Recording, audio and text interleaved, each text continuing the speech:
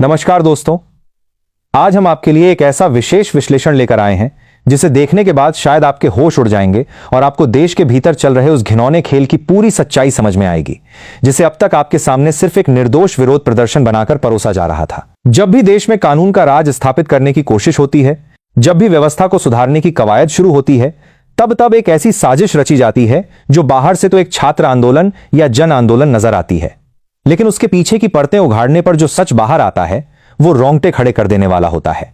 आज हम बात कर रहे हैं उसी कॉकरोच जनता पार्टी की, जिसके चेहरे अब एक एक करके बेनकाब होने वाले हैं। चाहे इस पार्टी के सर्वेसर्वा दीपके हों या फिर उनके वो तमाम मोहरे जो रोज टीवी चैनलों और सोशल मीडिया पर बैठकर खुद को लोकतंत्र का मसीहा बताते थे, उन सभी के लिए अब उल्टी गिनती शुरू हो चुकी है। आज जो खुलासे हमारे पास हैं और जो जांच रिपोर्ट अलग अलग राज्यों की पुलिस और केंद्रीय एजेंसियों से सामने आई हैं, वो ये साफ साफ बता रही हैं कि कैसे इस देश की शांति को भंग करने के लिए एक बहुत बड़ा अंतर्राष्ट्रीय और देश विरोधी गठजोड़ काम कर रहा था। अगर आप सोचते हैं कि जंतर मंतर पर या देश के अलग अलग हिस्सों में जो हंगामा खड़ा किया गया, जो सड़कें जाम की गईं और जो भड़काऊ नारेबाजी हुई वो सिर्फ छात्रों की अपनी वाजिब मांगों को लेकर था, तो आप बहुत बड़े मुगालते में हैं।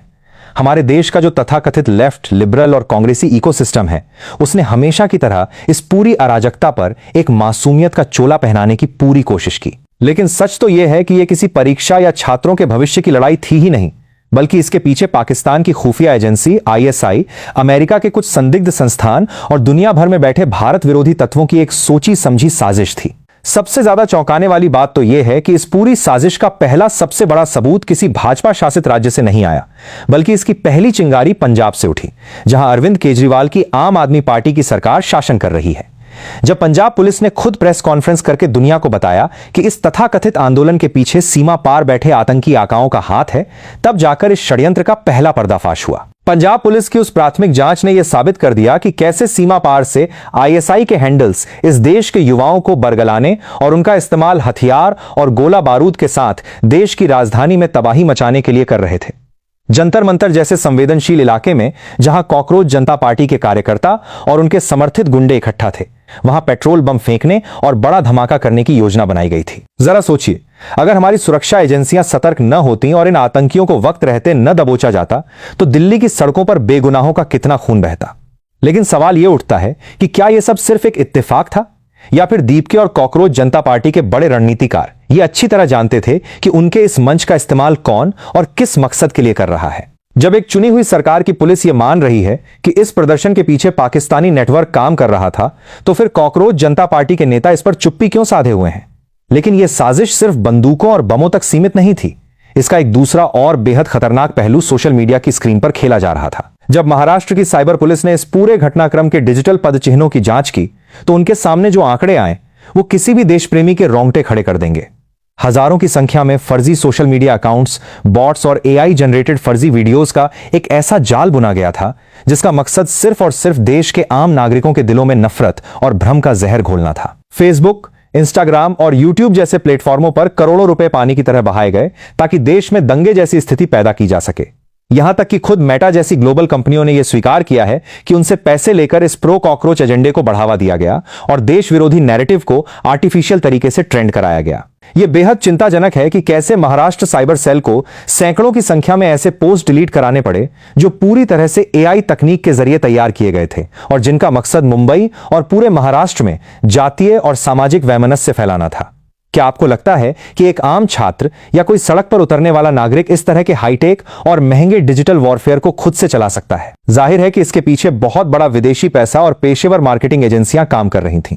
मलेशिया से लेकर खाड़ी देशों तक और पाकिस्तान के कई शहरों से बैठकर जो फर्जी अकाउंट्स चलाए जा रहे थे, वो दिन रात कॉकरोच जनता पार्टी के इस प्रदर्शन को इस तरह बढ़ा चढ़ाकर दिखा रहे थे जैसे मानो भारत में कोई बहुत बड़ा जन विद्रोह हो गया हो। मलेशिया में बैठकर नफरत का कारोबार करने वाले जाकिर नाइक जैसे भगोड़ों के नेटवर्क से जुड़े तार भी अब इस जांच में सामने आ रहे हैं, जो ये बताने के लिए काफी हैं कि यह किसी छात्र का आक्रोश नहीं, बल्कि भारत को अंदर से तोड़ने की एक सुनियोजित जंग थी। इस पूरी साजिश की परतें यहीं खत्म नहीं होती, बल्कि जब आप जांच एजेंसियों की अगली रिपोर्ट देखेंगे तो आपको समझ आएगा कि भारत के खिलाफ यह साजिश किस हद तक खतरनाक और गहरी हो चुकी थी। पश्चिम बंगाल से आई स्पेशल टास्क फोर्स की रिपोर्ट ने एक ऐसा खुलासा किया है जिसने हर किसी को स्तब्ध कर दिया है। लश्कर-ए-तैयबा और आईएसआई के पाकिस्तानी आकाओं के इशारे पर काम करने वाले संदिग्धों के पास से जो इनक्रिप्टेड चैट्स मिले हैं, उनसे यह बात साफ हो गई कि दिल्ली के जंतर मंतर पर किस तरह का बड़ा ड्रामा रचने की तैयारी थी। इन आतंकियों को बाकायदा यह हिदायत दी गई थी कि वे बाजार से दिल्ली पुलिस की नकली वर्दियां खरीदें और पुलिस का भेष बदलकर आंदोलन में घुस जाएं। रणनीति यह थी कि वर्दीधारी ये बहुरूपीय आंदोलन में मौजूद महिलाओं और लड़कियों के साथ मारपीट और बदसलूकी करें, ताकि उसका वीडियो सोशल मीडिया पर वायरल करके पूरी दुनिया के सामने दिल्ली पुलिस और भारत सरकार की छवि को धूमिल किया जा सके। जरा सोचिए, कॉकरोच जनता पार्टी के इस मंच का इस्तेमाल देश की कानून व्यवस्था को उखाड़ फेंकने के लिए किस हद तक किया जा रहा था। अब बात करते हैं उस इकोसिस्टम की जिसने दिन रात इस फर्जी आंदोलन को खाद पानी देने का काम किया। दिल्ली पुलिस की जांच में यह बात सामने आई है कि करीब 180 से ज्यादा यूट्यूबर्स, डिजिटल इन्फ्लुएंसर्स और 3 बड़ी प्राइवेट डिजिटल मार्केटिंग कंपनियों के तार सीधे सीमा पार पाकिस्तान से जुड़े हुए पाए गए हैं।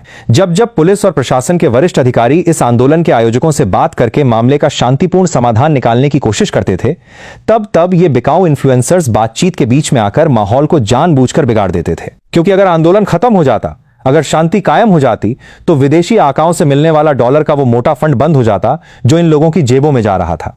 आज जब दिल्ली पुलिस इनके वित्तीय लेन देन और विदेशी फंडिंग की कड़ियां जोड़ रही है, तो इन तमाम चेहरों का रंग उड़ चुका है और ये कैमरे के सामने विक्टिम कार्ड खेलने की नाकाम कोशिश कर रहे हैं। लेकिन सबसे बड़ा और भयानक खुलासा तो उस वक्त हुआ जब दिल्ली पुलिस ने जंतर मंतर पर जमा भीड़ का विस्तृत डेटा खंगाला।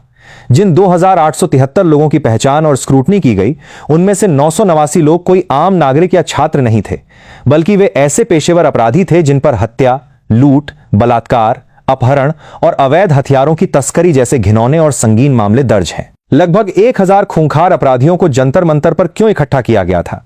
क्या ये अपराधी अपने आप आए थे या फिर कॉकरोच जनता पार्टी के फंड से पैसा देकर इन्हें देश की राजधानी में लाया गया था?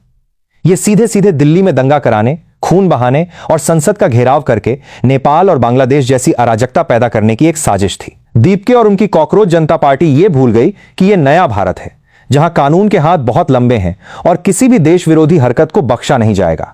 अब यह पूरा मामला देश की सर्वोच्च अदालत यानी सुप्रीम कोर्ट के सामने है, जहां एजेंसियों की ये 8 जांच रिपोर्टें पेश की जा चुकी हैं। एक एक करके कानून का शिकंजा इन तमाम नकाबपोशों की गर्दन तक पहुंच चुका है और अब इन्हें बचाने के लिए दुनिया का कोई भी वकील काम नहीं आने वाला।